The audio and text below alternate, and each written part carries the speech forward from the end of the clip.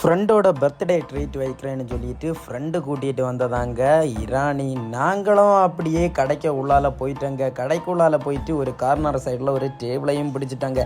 டேபிளை பிடிச்ச உடனே வெயிட்டர் வந்தார். வெயிட்டர் வந்து கப்பு தட்டு எல்லாமே கொண்டு வந்து வச்சாருங்க. உங்கள் கேங்க்லேயும் இதே மாதிரி ஒருத்தன் இருப்பாங்க. ஒன்னி சாசு இல்லைன்னா ஊறுகாய் எடுத்து நக்கி பார்க்குறதுங்க.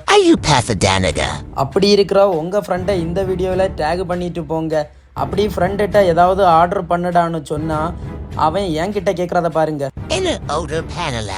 அப்போ எதுக்குடா உன் கையில் மெனுவை கொடுத்தேன், இதுக்கு நானே ஆர்டர் போட்டிருக்கலாம். இல்லை சரி நானே ஆர்டர் போடுறேன்னு சொல்லிட்டு 2 ஜல்லிக்கட்டு மந்தி தாங்க ஆர்டர் பண்ணியிருந்தோம். அப்படி ஜல்லிக்கட்டு மந்தியும் டேபிளுக்கு வந்துங்க. இந்த வீடியோவை பார்க்குற உங்களில் யாருக்காவது மந்தி ரொம்ப பிடிக்கும்னா கமெண்ட்ஸில் சொல்லிட்டு போங்க. எத்தனை பேருக்கு மந்தி பிடிக்கும்னு நானும் தெரிஞ்சுக்கிறேன். மாப்பிள்ள மந்தி எப்படி மாப்பிள்ள கொள்ளாமா, டேஸ்ட் எப்படி இருக்கு?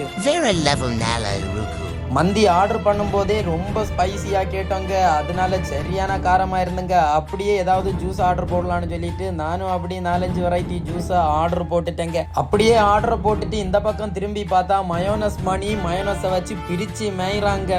அப்படியே ஆர்டர் பண்ணியிருந்த ஜூஸ் எல்லாமே டேபிளுக்கு வந்துருக்குங்க. எல்லாமே வித்தியாசமாக ஆர்டர் பண்ணாங்க. சேர்ஸ் அடிச்சுட்டு குடிப்போன்னு சொன்னா அந்த கேப்பில் என்ன பண்ணியான்னு பாருங்க. அப்படியே இந்த பக்கத்துல இருந்த ஃப்ரெண்ட்ட ஜூஸ் எப்படி இருக்குன்னு கேட்டேங்க.